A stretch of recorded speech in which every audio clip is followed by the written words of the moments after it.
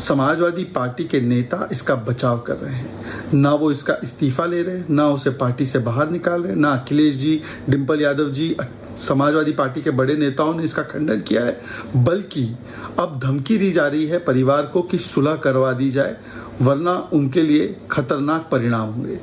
ये दिखाता है कि समाजवादी पार्टी की वो मानसिकता जो है ना कि बॉयज़ विल बी बॉयज़, गलती हो जाती है, ये बदली नहीं है। इसीलिए महिलाओं के खिलाफ अपशब्द बोलने वाले और महिलाओं के खिलाफ अत्याचार करने वाले लोगों को लगातार संरक्षण देती है। और योगी जो कहते हैं वो करते हैं, ये उनका रिकॉर्ड रहा है। कल मुलाकात हुई थी, आपके सामने जानकारी रखें। दरअसल पीड़ित परिवार से कल योगी आदित्यनाथ ने मुलाकात की। ये दुख बहुत बड़ा है और यही वजह कि मुख्यमंत्री उनके साथ खड़े रहना चाहते थे। इस दुख के मौके पर उन्होंने मुलाकात की और कड़ी कार्रवाई का भरोसा परिवार को दिया था। कहा था कि उनके लिए त्वरित एक्शन लिया जाएगा। पीड़ित परिवार को हर संभव मदद का भी भरोसा योगी आदित्यनाथ ने दिया।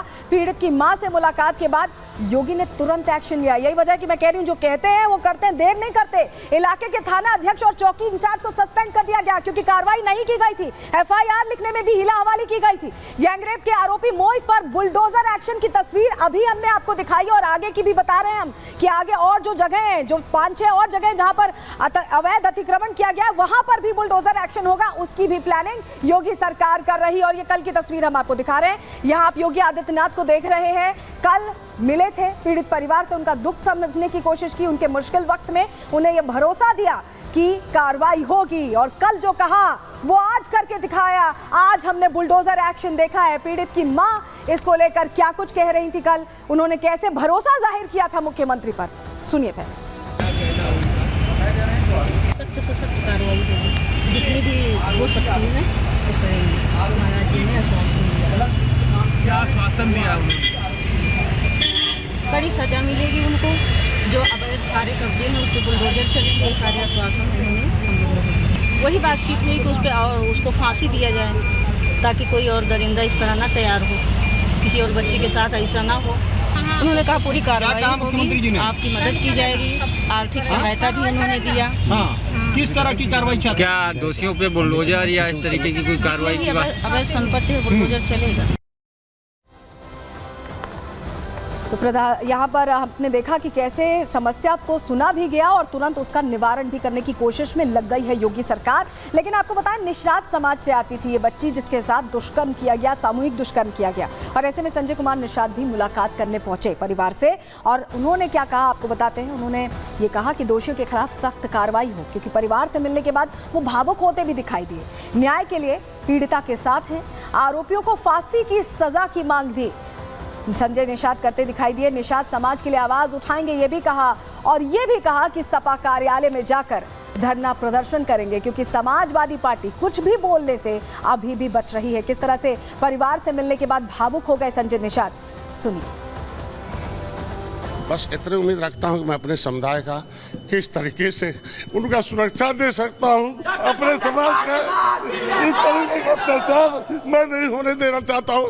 मैं सभी पार्टी से अपील करूंगा, अत्याचारी का कोई जाति नहीं होता है, उसका साथ न दे। और ऐसे अत्याचारियों के खिलाफ मैं समाजवादी पार्टी में उसके कार्यालय में जाकर धरना दूंगा कि ऐसे समाजवादी पार्टी से नारा देने वाले सांसद को पार्टी से बाहर करें और उसे उनकी सदस्यता समाप्त हो जाए। जो इस सांसद ने उसका उनके लिए पैरवी की है, पूरे के पूरे उसके मुकदमा नहीं होने दिया। कई दिन तक वो 13 साल की बच्ची है। 13 साल की बच्ची कहाँ जाएगी, कहाँ मुँह दिखाएगी? और किस तरीके से ये मेरे समाज के ऊपर अत्याचार हो रहा है, इसको किस तरीके से होगा? अंग्रेजों से लड़ा, मुगलों से लड़ा, आपकी अत्याचारियों से कैसे रहा जाएगा? मैं समाज से अपील करता हूँ कि ऐसे लोगों के खिलाफ खड़ा हूँ और अपने न्याय के लिए मेरा साथ दें। इतना सब कुछ हो गया अयोध्या में। अखिलेश यादव की चुप्पी अब तक नहीं टूटी, लेकिन अवधेश प्रसाद अब बोल रहे हैं, लेकिन अभी भी संवेदना नहीं दिख रही है उनकी बातों में। दरअसल जो बातें वो कह रहे हैं उससे लग ही नहीं रहा कि उन्हें अंदाजा भी है कि क्या बीती है उस परिवार पर। जरा सुनिए क्या कहा है उन्होंने। आपको बताते पहले पॉइंटर्स बता देते हैं कि अवधेश चुप्पी तोड़ तो रहे हैं, लेकिन कह क्या रहे हैं, अभी भी खेल खेल रहे हैं। सपा सांसद अवधेश प्रसाद का बयान जो आया है उसमें उन्होंने कहा कि अयोध्या गैंगरेप पर आरोपी मोहित खान का वो बचाव करते दिखाई दिए। आरोपियों का डीएनए टेस्ट करवाया जाए, ये मांग कर रहे हैं वो कि डीएनए टेस्ट करवाया जाए। और सच जानने के लिए डीएनए टेस्ट करवाना जरूरी है।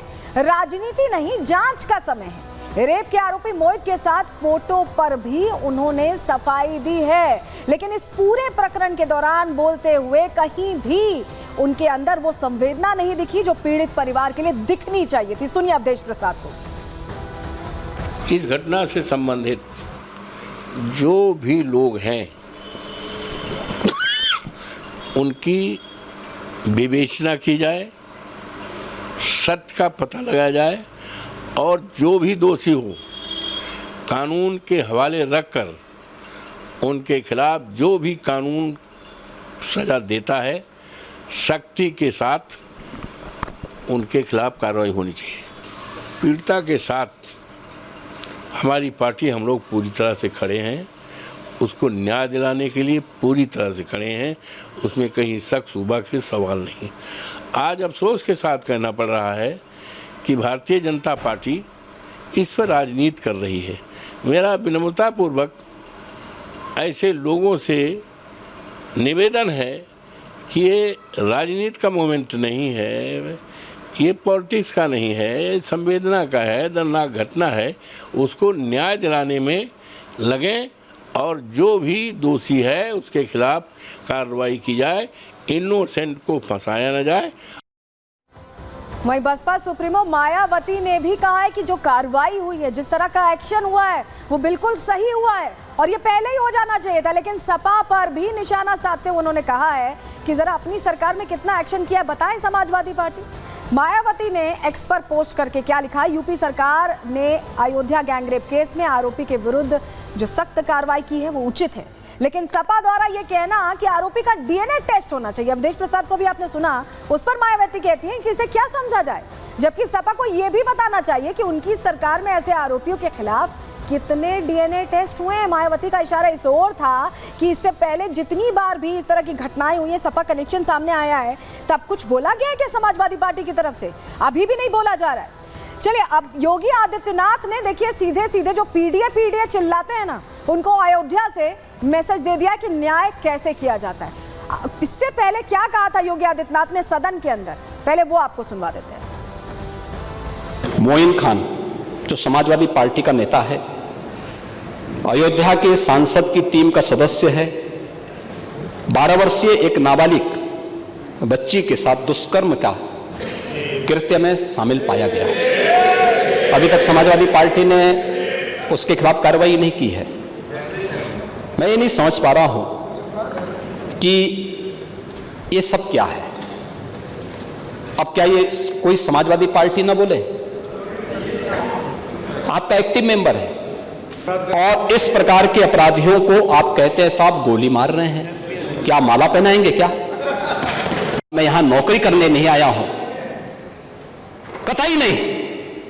मैं यहां पे इस बात के लिए आया हूं कि अगर वो करेगा तो भुगतेगा भी फिर, और इसीलिए मैं यहां पे आया हूं कि हम लोग उससे लड़ेंगे। ये लड़ाई हमारी सामान्य लड़ाई नहीं है, ये प्रतिष्ठा की लड़ाई भी नहीं है। मुझे प्रतिष्ठा प्राप्त करनी होती है तो मुझसे से ज्यादा प्रतिष्ठा अपने मठ में मिल जाती है, कोई आवश्यकता नहीं मेरे लिए।